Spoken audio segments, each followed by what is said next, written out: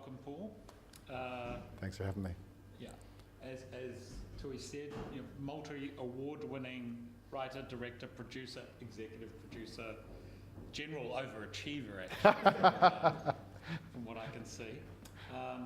Paul's Canadian-born, lived and worked in LA for most of his career. 100 years, 102 years. Yeah, and now resides in New York, as he just said. He's been there for the last 5 years. And for those of you who aren't up to speed, for over 2 decades he's written, directed and produced television shows such as 30-something, The Tracy Ullman Show. He's wrote and directed and created a lot of TV shows, Walker, Texas Ranger, Due South, Family Law, The Black Donnellys. In 2006, Paul became the first screenwriter to write 2 Best Film Oscar winners back-to-back, $1 Million Baby, directed by Clint Eastwood, and Crash, which he himself directed. And for Crash, he also won Academy Awards for Best Picture and Best Original Screenplay. The film also received additional 4 nominations, including 1 for direction. Crash reaped numerous awards during its years of release, including an IFP Spirit Award and the Screen Actors Guild and BAFTA. He continued his collaboration with Clint Eastwood, writing Flags of Our Fathers and Letters from Iwo Jima, the latter giving him another screenplay, Oscar screenplay nomination, and went on and wrote Casino Royale and Quantum of Solace, rejuvenating that Bond franchise. And he's written and directed and produced 3 more features, In the Valley of Eli, The Next 3 Days, and Third Person. And recently he's returned to television and to direct and executive produce Show Me a Hero with David Simon, who created The Wire. So what I'll do is, I think I'll just generally talk about the writer-director side of Paul's career, and then in the last 10 minutes or so open up the floor to anybody who wants to ask questions.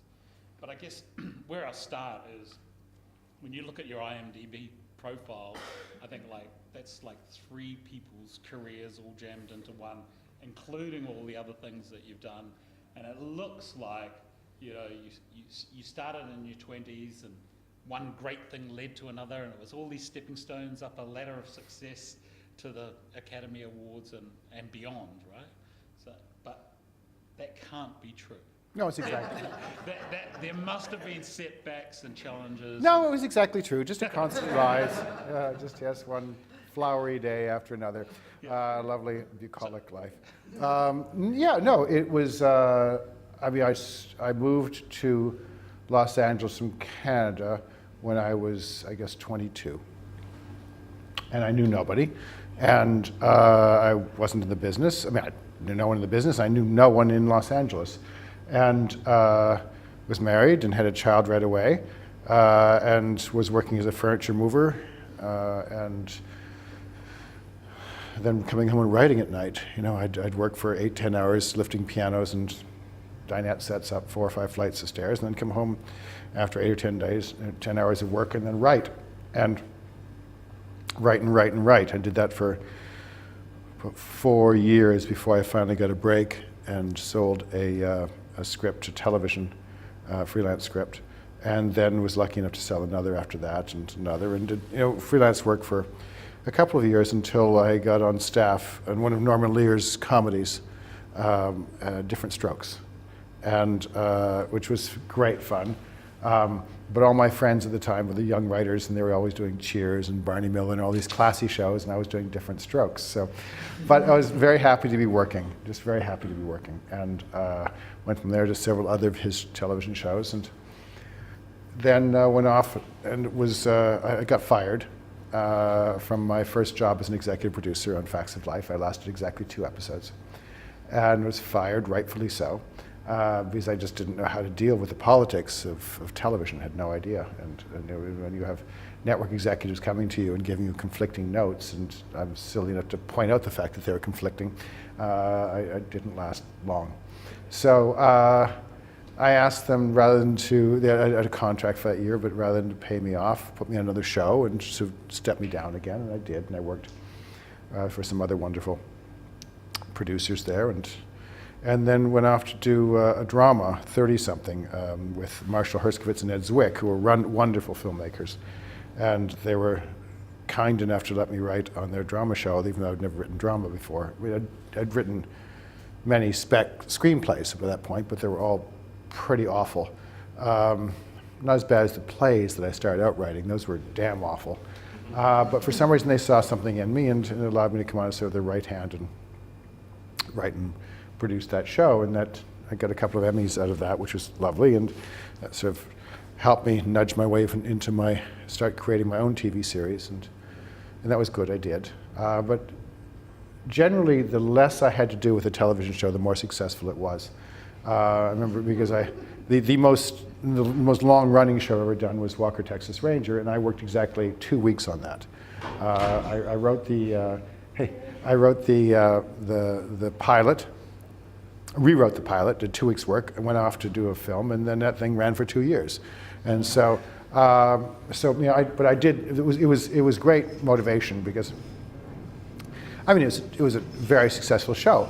But I remember years later, and this is a true story. I woke up in a cold sweat. Sheets were drenched. It was 2 o'clock in the morning, I think. And I just pictured my own tombstone. And it said, Paul Haggis, creator, Walker, Texas Ranger. And I knew I had to do something to erase that from my tombstone. And so I wrote $1 Million Baby and Crash. And of course, because before that, I tried to do what everyone does, which is I tried to do the things that everyone wants. I'd pitch all these movies. This was some sort of big action movie, or this was some suspense thriller. I'd hear people wanted these things, and I kept chasing them. And at that point, I said, sorry, I'm not going to chase anything anymore. I'm going to write exactly what I want. And if no one buys them, no one buys them. I don't care. And so I wrote $1 Million Baby, and my friends, I passed the script around. I optioned the short stories, and it cost me a lot. And I'd just been fired for the second time at that point from the television show, which was really good, by the way. If you ever really want to succeed in life, get fired. It really motivates you. And so I'd been fired from my own show, Family Law. And so I went off and I wrote these two, and I had enough money to last about 6 months without taking another television job, because television, you start to live that lifestyle, and especially in Los Angeles, you start to live pretty high. And you can't sustain that. And so I remember I was married at the time, and I asked my wife, she said, you should go off and write a screenplay. I went, okay. So I did, and then she said, how much money do we have? I said, well, enough to last about 6 months. The script took me a year, so I started mortgaging the house. And I got to the end of that, $1 Million Baby. And now $1 Million Baby, you have to remember, is a movie about girl boxing and euthanasia. Not the most popular subjects in the world. And so, but I finished the script, and I sent it around to my friends in the film business, because I was a television guy. I didn't know anything about film. And they said, I remember them saying, really, really good script, Paul. It will never sell. Great. So it's been a year, and I'd worked on that, and no one wanted that thing. And so my wife, Deborah, at the time said, you know that TV idea you had? You should write it as a movie. You'll get an Academy Award. I went, which one? And she's, it was called something else now, but it was Crash.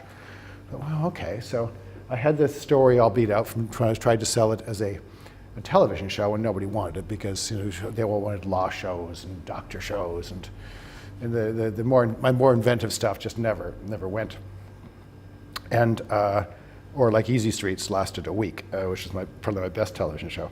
And so I said, okay, and so we're already quite in debt. I said, okay, I'll write that. And so I had a story, so I called up my friend Bobby Moresco, who I'd written with on television. I said, I've got the 25-page outline.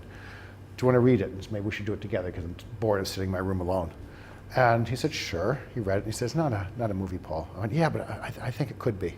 And so we wrote it in 2 weeks, because I had all the research. I've been researching it for a long time. And did a reading, did a rewrite for another 2 weeks, and then, remarkably, no one wanted that either. So, so I went for 4 years, after having written those things, trying to sell them, taking them everywhere in town. And they were both turned down by every single studio, every single production company in Canada, America, and Britain. Every single one turned them down. What scripts? Those 2 scripts. And they always said, oh, it was really good. No, we're not going to make those scripts. So, and others I was set up to, I was going to direct $1 Million Baby. And so finally, someone trusted me enough to give me a very, small budget for I wanted to shoot in Los Angeles. They gave me $6 million to shoot that, 6.5. Well, actually, they promised 10, and you know what happens? It went from 10 to 9 to 8 to 7 to 6. And the more movie stars that got attached, the more the budget went down. So I finally got the cast together and was able to make that Crash.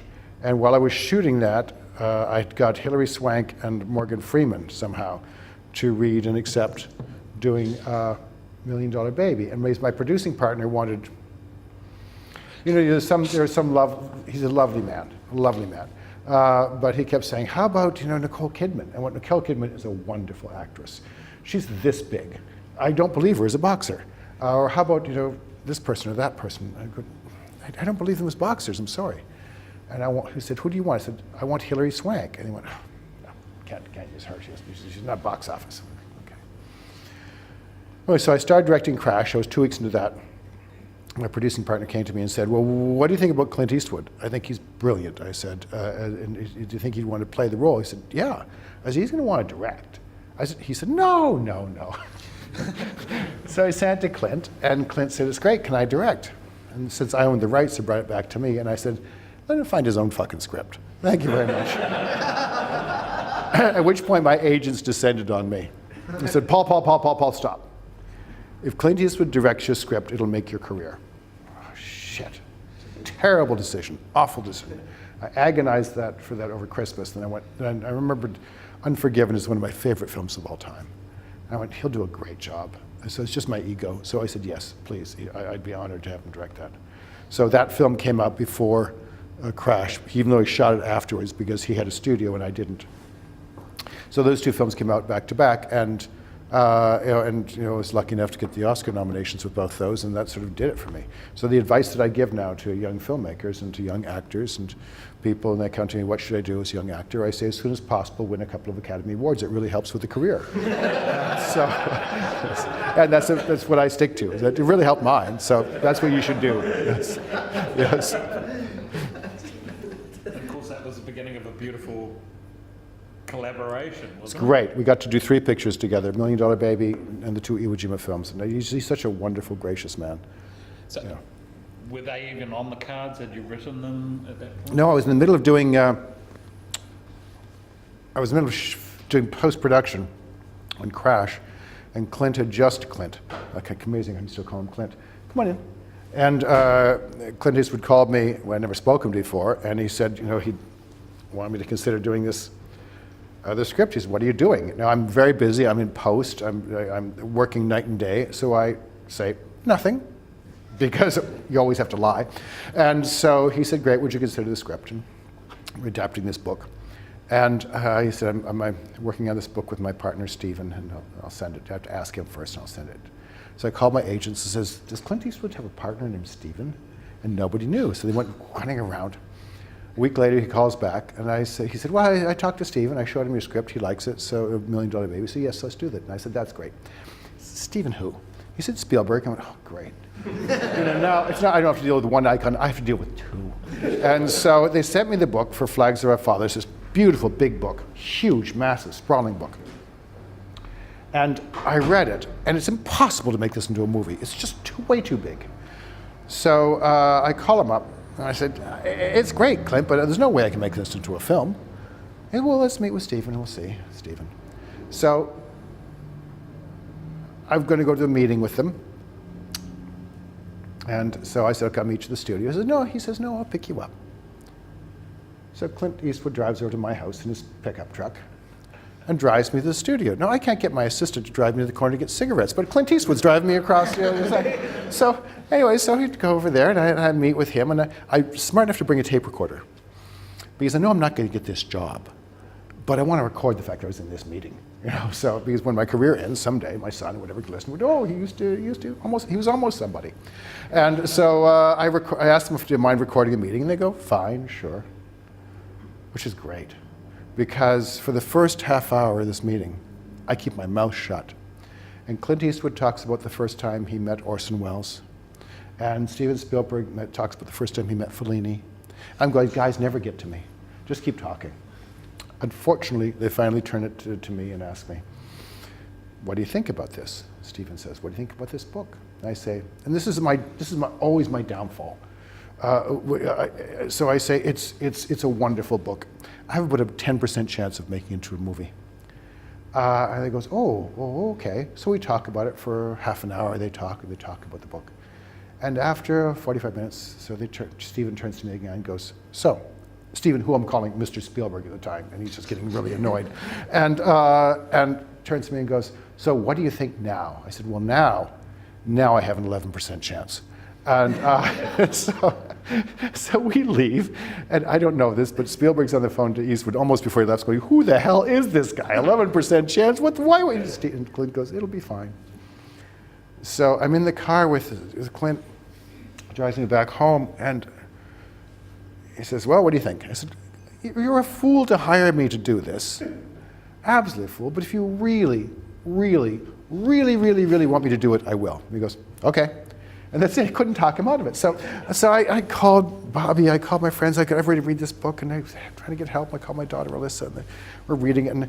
And for 2 weeks, I'm going out, I'm telling everybody, absolutely everybody, that I can't make this work. I'm going to have to turn down Clint Eastwood and Steven Spielberg. And I'm telling everybody, I'm telling my gardener, I'm telling everybody, because I'm trying to get some sympathy here. So I go to the set. He's shooting $1 Million Baby at the time. I go to the set,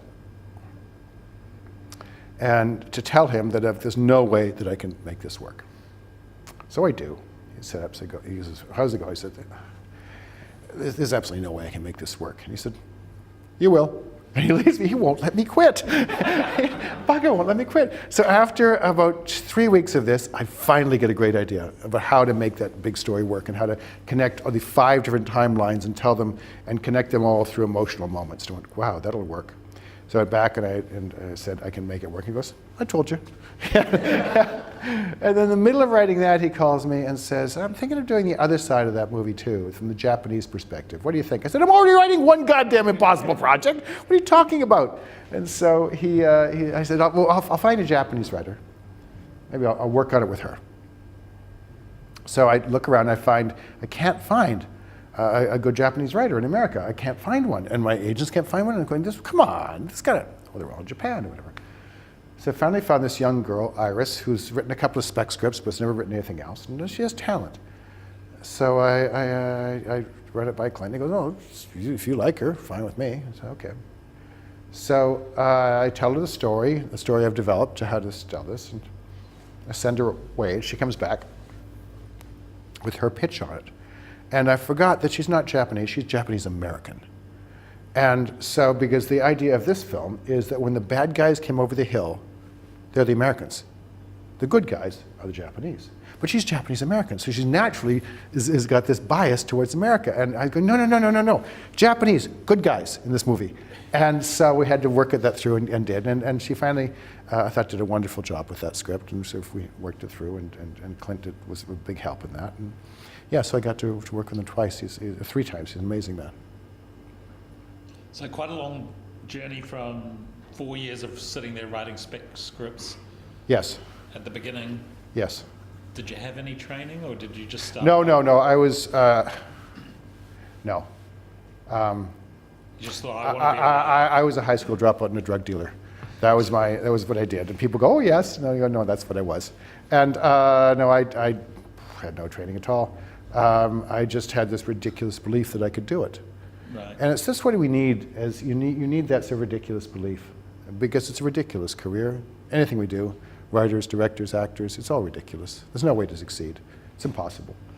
And when people ask me advice about what do I do, and I say, well, you have to know that all the people are going to try to talk you out of it. They're going to give you good common sense advice about what the careers you should take, and you have to listen to them thoughtfully, respectfully, and then just go ahead and do it because it is impossible.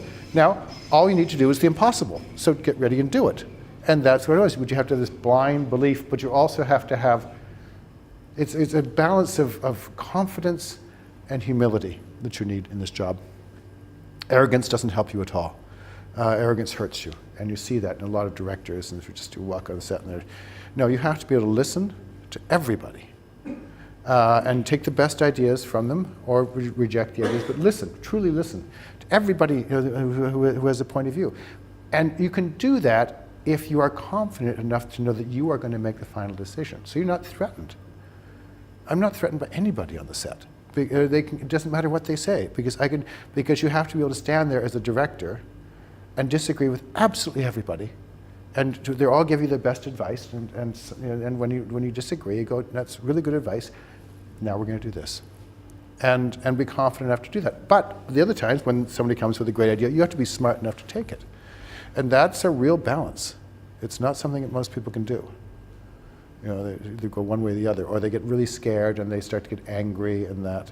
I've been angry on the set a few times, but usually that's, when you get angry, you're frustrated, angry, you lose power. Yeah. And you have to keep the power on the set. But you keep that, I mean, people need to know you're the director when you walk onto the set. But you don't have to walk on with a cape. You don't need to walk on, with a lot of, fancy show or with 17 assistants or whatever. You just have to be the person who's in charge. And usually the quieter you are doing that, the more people know that you have to be the center. You can't be everybody's best friend. In fact, you should never be their best friend because you're going to have to tell them to do things that, you need. It's good to be great to your crew. It's wonderful to be great to your crew. And you should be, because they're all filmmakers. You need to treat them as filmmakers. Everybody from the second painter and the PA to the cinematographer, they're all there to be filmmakers. That's why they're there. And they're taking shitty pay and they're working long hours, so they need respect. At the same time, you do no one a favor by being nice to everybody and making a bad film. That what you owe them is a good film. So at the end, they can be proud that they were part of it. That's what you owe them. And sometimes you have to ruffle some feathers to get that to happen. You have to push them really hard. But you have to be willing to work twice as hard as all of them. And if you do that, then maybe you'll get the respect, and they'll want to do it. Are you a disciplined writer? Very. So what's your kind of, do you have a process where you... It's the coming up with the story is always the hardest thing, isn't it? It's always the thing that, what do I want to spend months of my life doing, especially as you get older. I mean, I had a heart attack while shooting Crash, and that sort of changed some of my perspective on things, right while shooting it. And from that point on, that was 12 years ago. I mean, if I'm offered a project, I just got offered this. My partner offered me this huge movie, which would have paid $1 billion to direct. I read the script. I went, I can't do it. I can't spend 2 years of my life on that. I'm sorry, it's 2 years of my life. Mm-hmm. Do a film, direct a film, it's 1.5 years, 2 years of life minimum. My last film was 5 years of my life. That one, I started out doing it, it's called Third Person. I set out doing it knowing that no one would like this film. Well, not no one. I think maybe 10 to 20% of the people would like the film, would understand it. 80% would hate it. And it would make no money. And I spent 5 years doing that, turning down every big movie in Hollywood that came to me. And my agents were getting frustrated. I said, we're offering you these huge, I go, yeah, I know. I'm going to go do this little movie that no one's going to want to see, that I'm passionate about. And I was right. I came out and 80% of the critics, 20% of the critics said, masterpiece, redefined cinema. 80% said this is the biggest pile of horseshit I've ever seen in my life. And I knew that would happen, and I still had to do it. I love it. I love that film. Right. Yeah. That's great. So, Hard to keep up with. I'm sort of going like all over the place, no, don't it's I? okay. Exactly. I think Good. that's Exactly. good. Yes. Oh, good. it's less predictable. Yes. So you started as a writer. Yes. Writer in television. Yes. And created these shows. Yes. And then, so where did what drew you to want to make a movie? I always wanted to be a filmmaker. Okay. And a filmmaker to me is a writer, director, producer. Auteur thing. It's not being auteur necessarily, but I guess it is. I mean, I really wanted to be able to tell a story on film. Yeah. And so I was more attracted to being a director than anything. But in order to get there, I had to write, because that's how we get our stories told. Unless you either con your best friend, a great writer, into writing something for you for free, or you have to write it yourself. And I had no best friends. And all the friends I had couldn't write, so I had to do it myself. And I started off in theater writing really, really bad plays, which I then directed very poorly. And so I figured I should keep up that tradition. Yeah. What kind of director would you say you are? I think I'm an actor's director. Okay. I think the most important thing is the performance. Okay. I just did this TV series for HBO called Show Me a Hero. Yeah. It was 6 hours, grueling. I directed and produced 72 days straight, October through January, into January shooting. And I don't believe that a director should have a style. Mm-hmm. Which is, I suppose, just my personal belief. Because you look at a lot of directors, and you look at Marty Scorsese, and you know it's a Marty Scorsese movie. I think he's brilliant. He's one of my favorite filmmakers. But for myself, I think the style needs to come from the story. That needs to dictate the style. Mm-hmm. And that's why if you look at Crash or In the Valley of Ella, my first two films, the style is radically different. The camera almost never moves in The Valley of Ella, because I wanted to do a film that was an American story that was very sort of influenced by John Ford and those great filmmakers. The camera never moved. Well, not never, through most of it. Never pushed in, never panned, it was there. And then, unless there was an emotional reason for it, later on as he starts to lose control, the camera moves, and then it goes into handheld, and then it comes back and it's static again.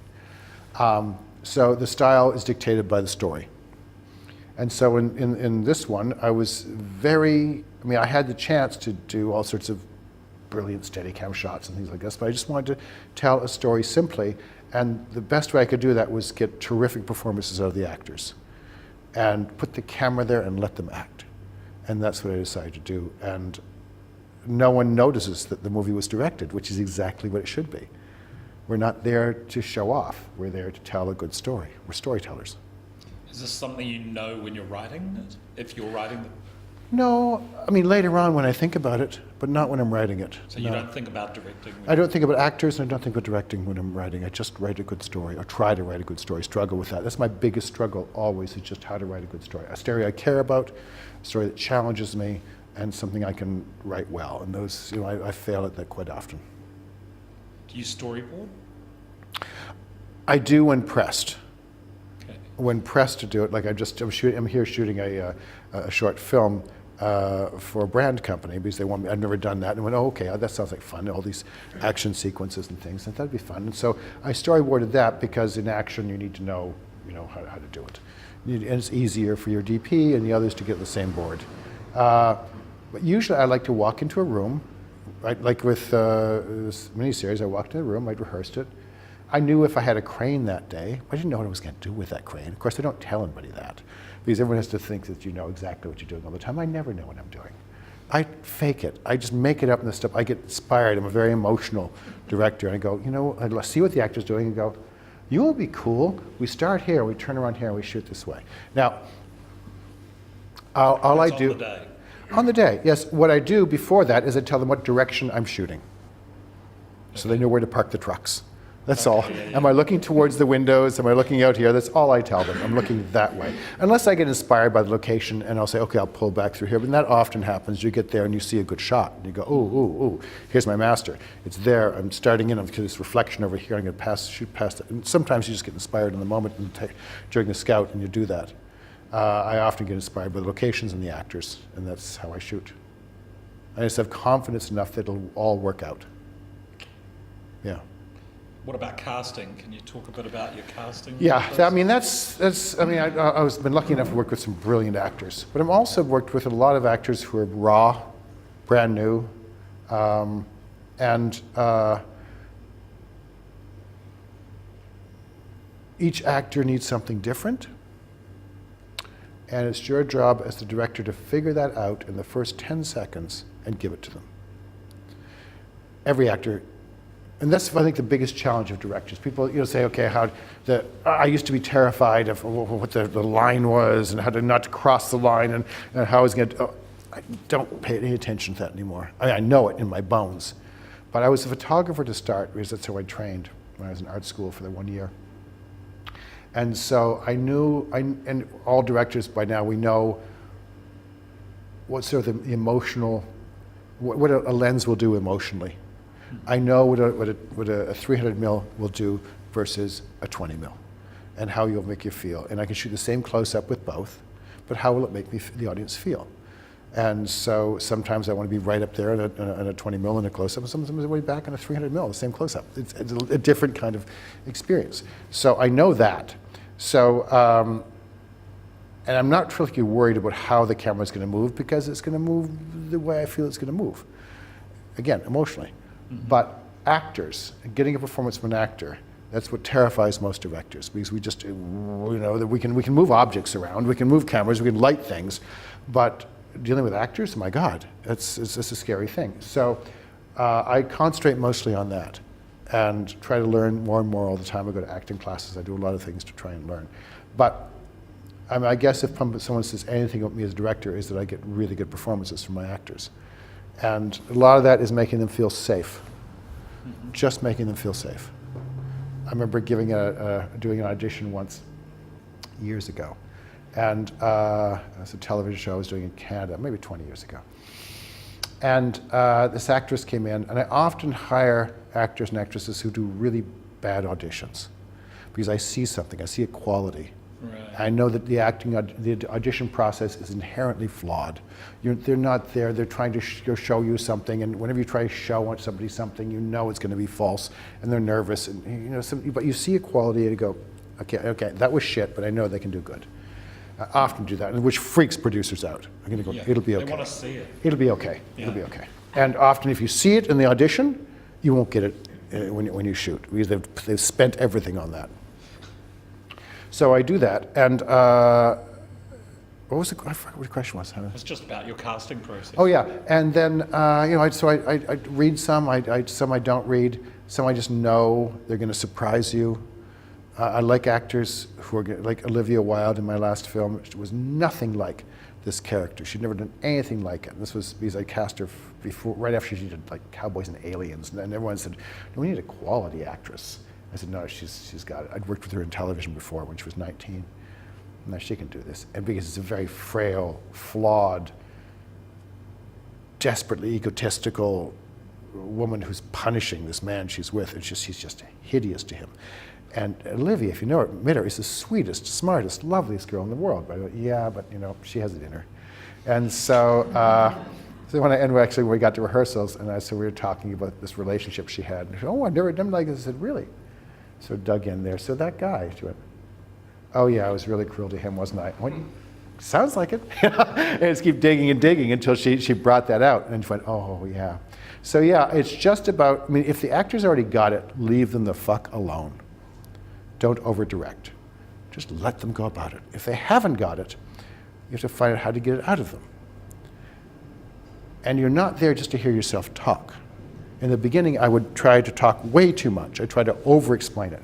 But sometimes they need just a word, sometimes just an action, sometimes they need a prop to take their, some things, there's anything that you can give them, or movement, something, and you have to figure out what that is they need and give it to them. Some are method actors and they need to be in it all the time, and I've worked with them, and that's a different way of working. But yeah, I've certainly failed at getting performances. But luckily I was able to cut those out, and the editors in this room know that you save our films all the time. Yeah. So yeah. And presumably there's certain stars that you just don't cast. You say, if they're willing to do it, they're in the movie, and they don't audition for it? Oh, yes. No, I often don't audition. I often just, even with You know that they're going to Yeah, bring. I'm going to bring something interesting. If they're a really skilled actor, and they've got the quality that I like, that will surprise me, something I haven't done before, is why cast an actor to do something they've done 3 or 4 times before? You've seen it. Can I cast an actor who's going to surprise you on that day, like Sandy Bullock in Crash? She'd never done anything like that. But I knew that she had it. I saw some of her earlier films and said, she's a skilled actress. She can pull this out. So, and no, I don't necessarily believe in the audition process that much. I'll do it. So is that sometimes you send the script, you meet about the script, you have a cup of coffee over? Yeah, that's it. And also, and my rehearsal process has changed a lot too. I can rehearse, and I like rehearsing with some actors, but others, you just sit across the table, they read the script, and if they can understand it, if they can understand the scene, they can act it. Because often the script is saying the opposite of what the character is actually feeling. So they have to know that. And, and they have to, you have to sort of agree. I remember when sometimes.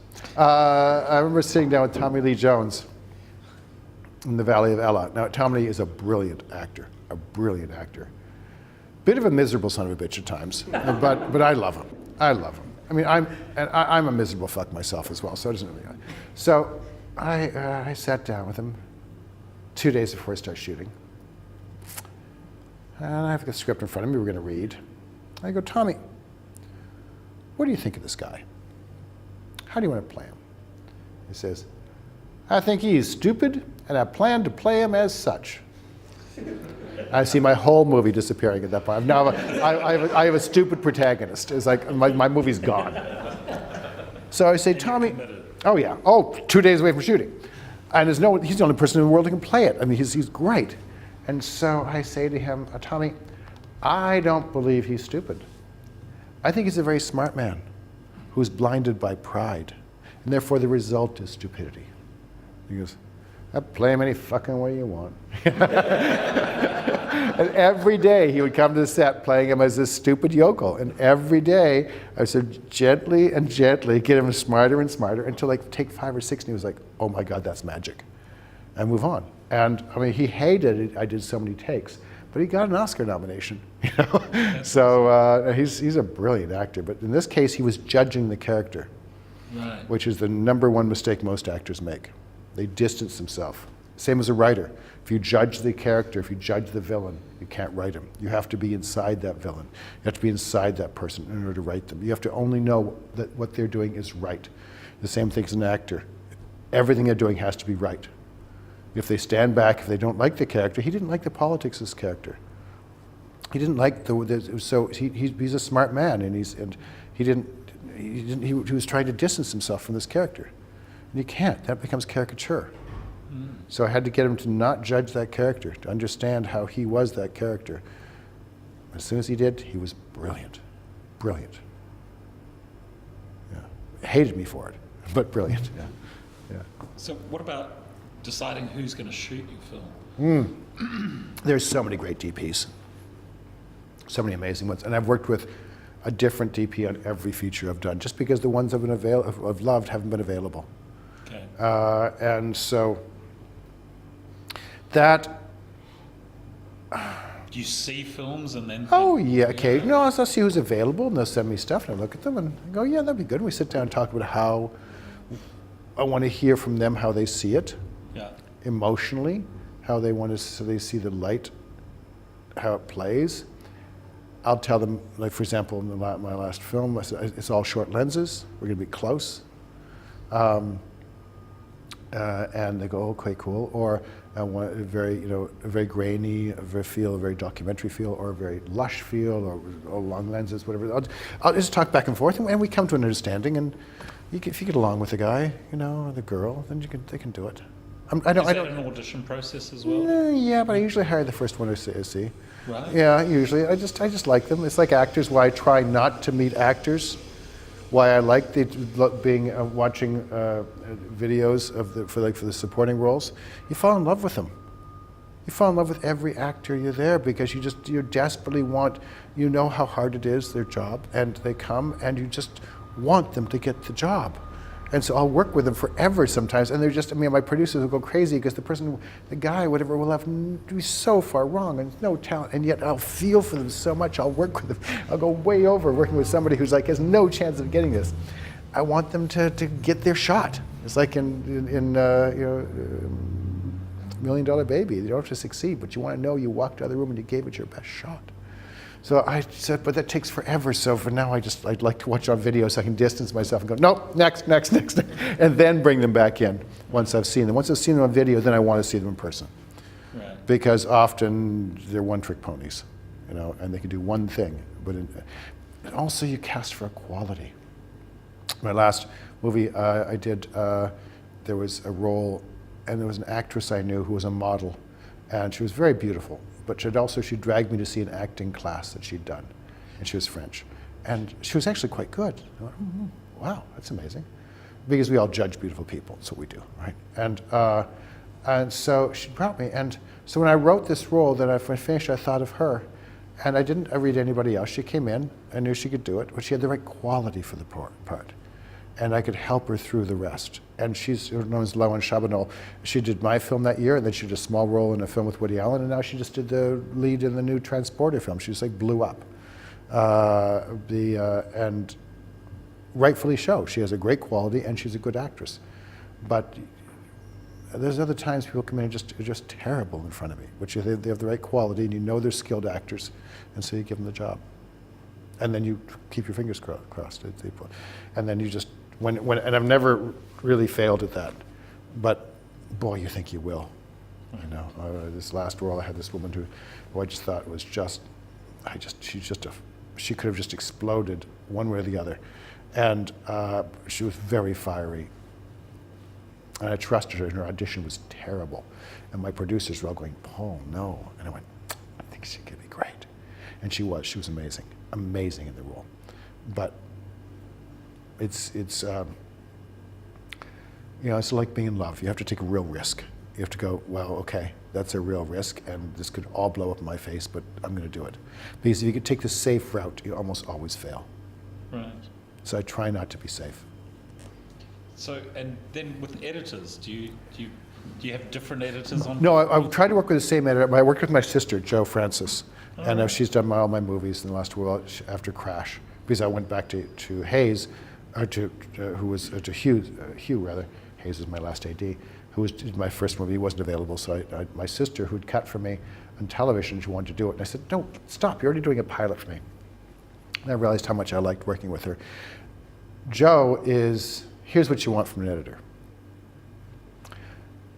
Hugh, when I was doing my Crash, I'd walk in, and there's always that part. There's always that moment when you're cutting a movie, and you're usually 2 to 3 weeks into it. And I always, every single film, I go home, and I add up all the money I have. If what I have in my savings account, what I have in my house, everything I have, and I added it all up and said, if I sold everything, would I have enough to buy the film back and burn it? And I never have enough money. And so I have to finish the damn film. Because every one I want to burn at some point. And so thank God I'm never that rich. So, but with Hugh, I sat there, and I get to that point, and you just go, God, it's a piece of shit. And he went, yeah, but you know what? There's great stuff in this, and it'll work. And I go, yeah? And he goes, yeah, no, it'll work. You trust me, it'll work. Well, thanks, man. You go home feeling better. Jo, my sister, started with In the Valley of Ella. I got to that point, it was just a piece of crap. I was 6 weeks into the cut. It was just awful. And I said, Jo, it's just a piece of shit. And she said, yeah, it is. Well, what are you doing, man? You're just gonna do that? He goes, yeah, but it really is. I went, oh, fuck you. But she tells me the truth, and I love that. And she's great, and so she's always brutally honest. We disagree a lot, but she's brutally honest with me. And I like people who are brutally honest around me. I'd much prefer that. Yeah. So it is so true, though. Well, yeah. I don't know what it is about but that. yet she'll try anything I'll tell her to do. And that's a great editor, is they'll give you their opinion, they'll be strong about the opinion, but then they'll try absolutely anything you want. Because many times, I started out, I did like a year of community college studying film. It's just a terrible film course in Canada, awful. But for 1 week, an editor came from New York, his name was Bernie Stone. He came from 1 week, and I watched him cut on an old Steenbeck for 1 week, and that 1 week, I fell in love with cinema. And I watched as he cut, and I understood editing. And if you understand editing, you can understand filmmaking. It all comes from editing. Writing, editing, that's it. And so I pride myself on being a good editor and knowing what will cut that you don't think will cut. And so when I can cut together things that really, I think, shouldn't work, but they do. And so if your editor will try it for you, and then you see if it works or doesn't work. Half the time it doesn't work. Sometimes it does. You probably learn a lot about writing through the editing. A lot. Like from film to film. Oh, yes. Like, wow, so much. To save ourselves. So much you learn. And you learn what you don't need. And so many times you think you just desperately need this scene, and you just don't need it. Right. Or you don't need all that dialogue you wrote. You just cut it all out. It plays much better in silence. Do you still write less dialogue? I usually overwrite, and I start cutting it back as I'm shooting. I start cutting it back as I rehearse and cutting it back. I overwrite and then cut back and cut back and cut back. Right. I often like it there so the actor can understand what the scene's about, and I'll cut all the dialogue and they'll just act it. Right. Yeah. Well, I think we're getting to that time. I've got plenty more questions, but... Who has a question? If anybody else would like to ask Paul something? Yes. Can you talk a little bit about your contribution in the process on working on something like Casino Royale, where my understanding was they brought you in to script doctor? I'm a horrible person. I'd finished Crash, $1 Million Baby, and I was taking a vacation with James, my son, and my family in Italy. I was in this tiny town called Bolsena in the middle of nowhere in Umbria. And I get a call from my agents. They want you to rewrite or write the next Bond film. I said, do they know who they're calling? I said, yes. I said, Crash, $1 Million Baby, you think they've seen these movies? They said, Paul, I think they know who they're calling. I said, do they understand that if I do this, I will ruin Bond for everyone forever? I said, Paul, fine, okay, I'll meet with them. And so they said, you have to fly to London. I said, I can't. I'm on vacation. I never take vacations with my family. I have 15 friends staying with me. We took this town, a big house. We loved it. Wasn't it great, James? We took the house in the middle of this tiny square. And I've got a month. I'm not going anywhere. I'm sorry. It doesn't matter what they're going to pay me. I'm not going to go. They huff and they puff and they call back the next day. It's okay, they're going to fly to Rome. They're going to meet you there. I said, that is so gracious of them, but I'm in Umbria. I said, Paul, I said, I know, an asshole, I'm sorry, but no, I cannot leave my friends and my family. So they fly, I'm such a horrible man. So they fly to Rome and then they drive to this tiny town to meet me. And I'm apologetic. Who's they? This is Barbara Broccoli and Michael and the director, Martin Campbell, wonderful director. Oh, yeah. Kiwi. I've read the script by then. I meet them. I say, they say, what do you think? I said, well, your script has many sins. Only one of them is unforgivable. You don't have an act 3. Would you like one? They said, yes. I said, okay. I said, what are you going to do? I said, I don't know. The script that they sent, and good writers, but they'd done all the other Bond films before, and some of the good films before that. They were very true to the book. I don't know if you've seen Casino Royale. In their version, Bond and Vesper sail to Venice. Bond then goes shopping while she's at the hotel. Bond comes back to the hotel to find Vesper is dead on the bed, having killed herself, with a note that says, watch the TV. Bond then sits and watches TV for 4 pages, in which her talking head explains the entire plot. At the end of that, maybe it's 3 pages, I don't know. But at the end of that, she says, there's a bad guy who you've never met in across the square at the bank, go kill him, basically. And so Bond then rushes out and sees this person we've never met before in the film. He chases him into a building that is sinking and he kills him. End of the movie. I said, well, that's really unsatisfactory, isn't it? I said, what are you going to do? I said, I don't know exactly how I'm going to make this happen, but Vesper's going to be in that sinking house. He's going to feel betrayed because this is about love. he's going to have opened himself up to somebody for the first time. It's a man who's, so more armor than I do even, and he's going to open himself up to this woman. He's going to feel betrayed, and his first instinct is to want to kill her. And so he's going to try, and then he's going to chase her and the bad guys into the sinking house, and then he's going to see that she's in danger, and his instincts are going to have to save her, and then she's going to shut the door, and she's going to kill herself, and he's going to desperately try to save her, and there's nothing he can do, and he's going to come up to the surface, and she's going to be dead, and it will destroy him. And they said, how are you going to do this? I said, I don't know, go away. So I then wrote Act 3. Gave him 2 weeks, I wrote Act 3. The first thing I did. Gave it to them, they liked it. I said, great, Act 2. I went, well, okay, I'll do that. So I then wrote Act 2 for 2 weeks. And they liked that, and so I was supposed to go direct a TV pilot at that point. And they said, Act 1. I went, oh, fine, fine, fine. So I wrote Act 1, pushed production by a week, and wrote Act 1. And I asked myself questions through the whole thing. I said, okay, how do you fall in love? I have one scene. I have the scene in which she meets him on the train, there's a load of exposition, and then they go off to the casino. Okay, how do you fall in love? Many different ways.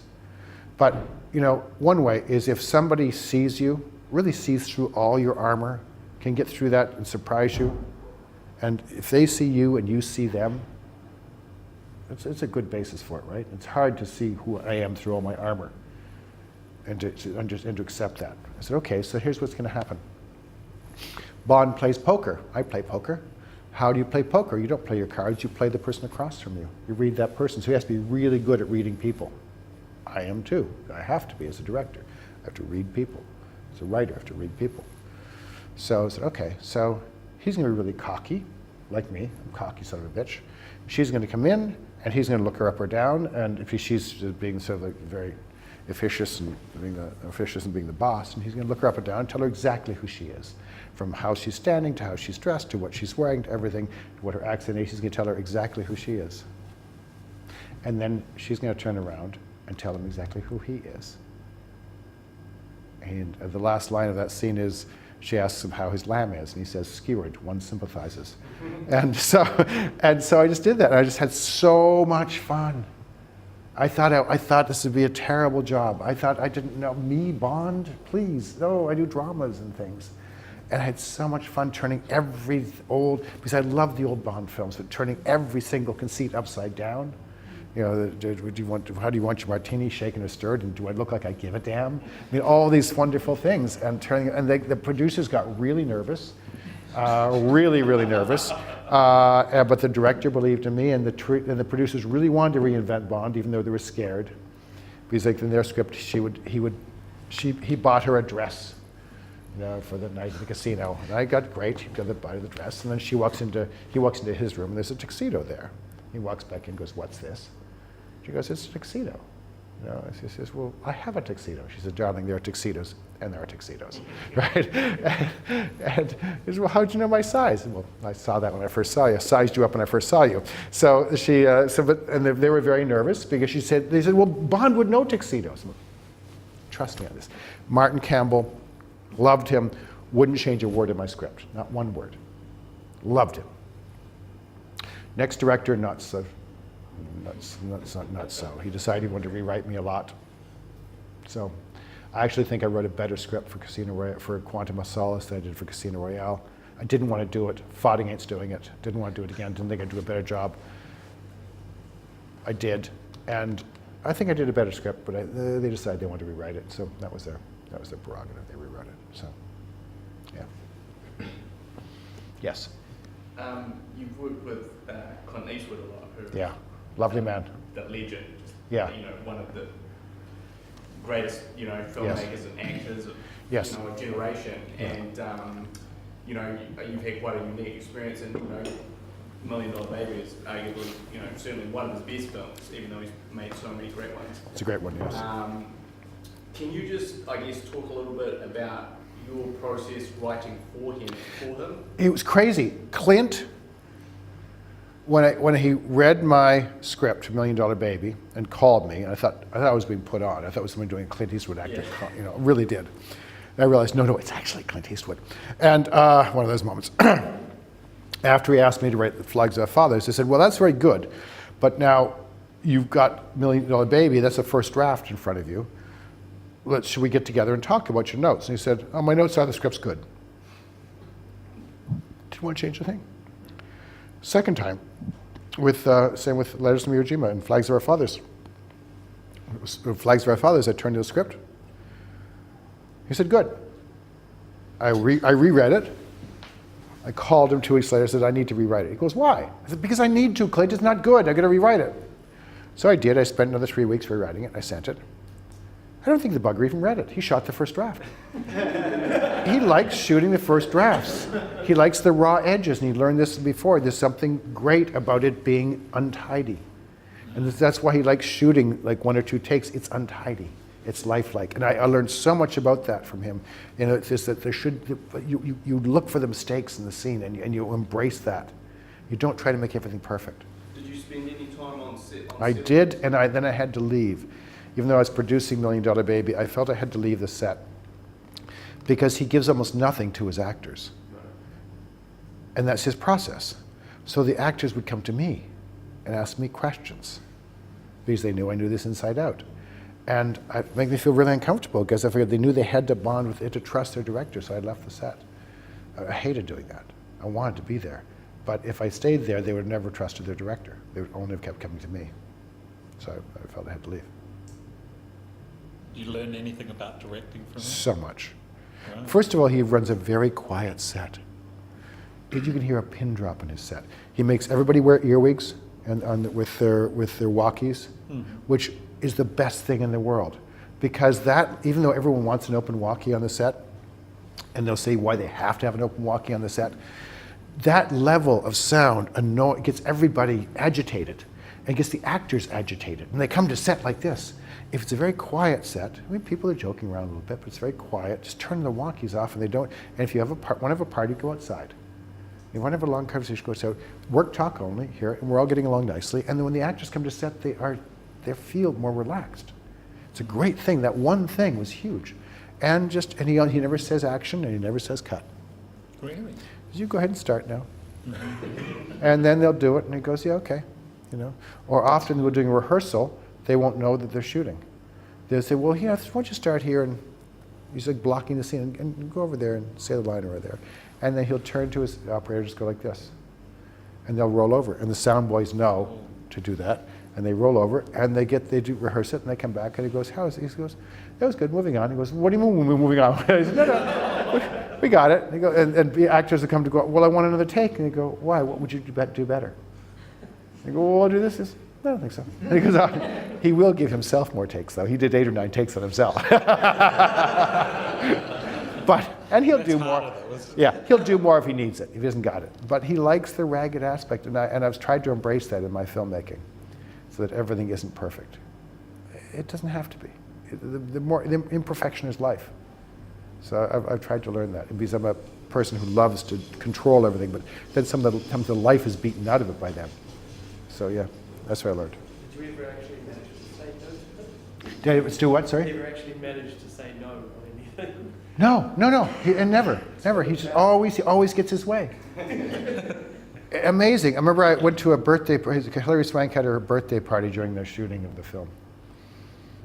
And I went to her party, and Clinton and his wife were there. His wife is like, I don't know, 30 years old. She's fabulous. It's a great relationship.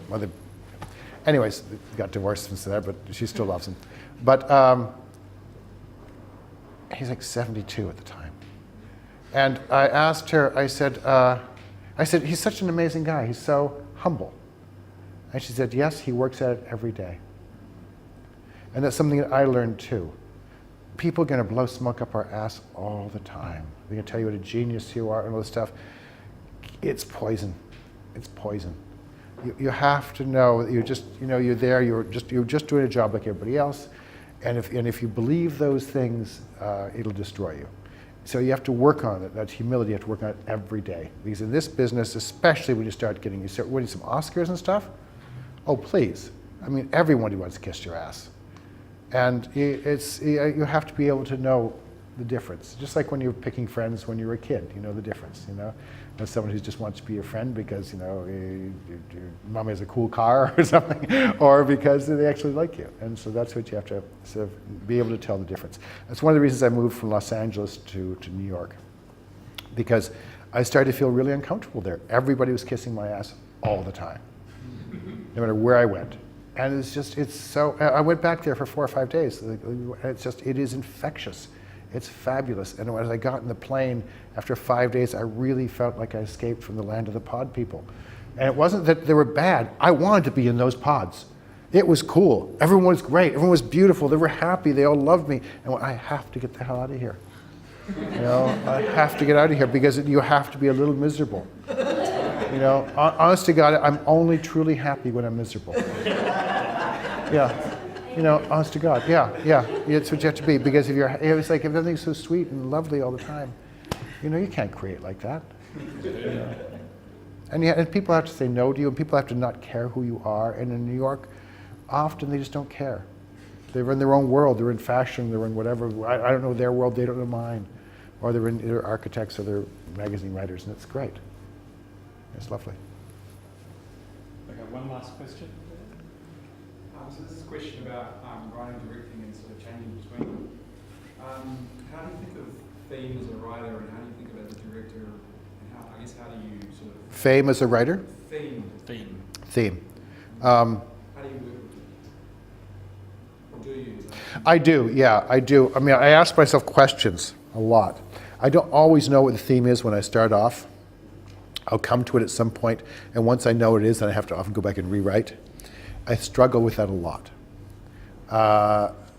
It's great if you know from the beginning, but then sometimes it's just that stifling. So I know the conflict, I know the question I'm trying to explore usually. It's usually something I don't understand. I'm trying to understand within myself, and I'm wrestling with that. And that's in the middle of an action adventure or a zombie movie. It doesn't matter, it has to be something in the middle of that you don't, something you're curious about that you don't quite understand. The nature of love, the nature of, whatever, you have to, the last one was how to love an impossible person. I'm an impossible person, but also there was love with somebody who was impossible. And how do you do that? And so I was wrestling with that. I couldn't understand, so I wanted to make a movie about it. A Crash was about, you know, just how could, me, this big liberal, be scared of these two black guys walking down the street towards me? You know, how could that be the case? In the Valley of Ella, many different questions, but, you know, that came to me that I didn't. If I was a young boy and I was driving down the street and I was given the command not to stop if somebody walks out between you and the vehicle in front of you, you know, what do you do? You know, do you stop and then all of a sudden shitheads pop up and kill you with RPGs? Not just you, but your friends there, and the kids in the back behind you in the Humvee and behind there, or do you drive on and run over that kid? You're 17 years old. You got 3 seconds to decide. I couldn't decide that. So with things like that, when I find those central questions, then I write about those things and try to identify with my characters, and the theme will come out. That's usually how I struggle with it. But I struggle a lot as a writer. I struggle, I throw things out, I struggle all the time. Do you think about it differently as a director? Do you then sort of reapproach it in a different way? No, I don't. No, I always assume that someone's going to have to direct this, me or somebody else. So I try to just tell the story, the best story I can. We're all storytellers, right? That's what we do. Whether we're actors, writers, directors, producers, we're all storytellers, editors. Okay, well, it's been fascinating, Paul. Thank you very much. Thank you for having me. Really appreciate it. It was Paul's day off, so it was a big thing for him to come along. 5 a.m. I'm on the set tomorrow, boys and girls. So exactly, I'm back together. So I'd like to ask you